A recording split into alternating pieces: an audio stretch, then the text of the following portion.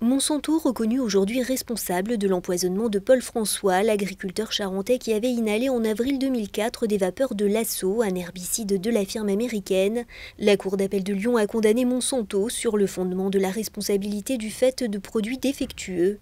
Le céréalier charentais avait déjà obtenu gain de cause en première instance en 2012 puis en appel en 2015, mais Monsanto s'était pourvu en cassation avant que l'affaire soit de nouveau examinée devant la Cour d'appel le 6 février dernier. La firme, désormais sous pavillon allemand, a déclaré prendre acte et étudie désormais la décision complète.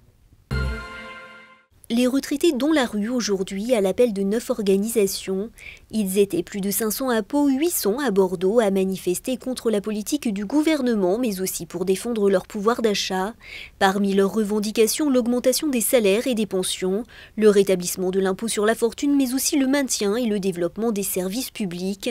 Il s'agit de la 3e manifestation de retraités depuis le début de l'année 2019. 5 bouquetins ibériques réintroduits ce matin en Béarn par le Parc national des Pyrénées. Après le lâcher d'une centaine de bêtes en Ariège en 2014, 75 bouquetins ibériques vont être introduits en Béarn d'ici 2020. La France a fait du bouquetin ibérique une espèce protégée depuis 2012. Des slips 100% coton enfouis aux 4 coins d'un domaine viticole du Bergeracois.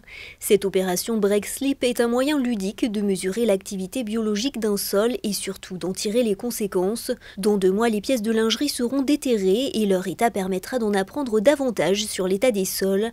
Un moyen de mettre en lumière les efforts faits par les agriculteurs pour restaurer la fertilité des sols. C'est demain que s'ouvrira le salon nautique d'Arcachon. Tradition et innovation sont au programme de cette 6e édition. Ce matin, le Marité, le dernier 3-mâts en bois du patrimoine français, est arrivé à Arcachon. Il accueillera notamment samedi les rencontres de l'innovation et restera à Arcachon pour des visites au grand public jusqu'à dimanche. À noter que 50 000 visiteurs sont attendus sur le salon nautique.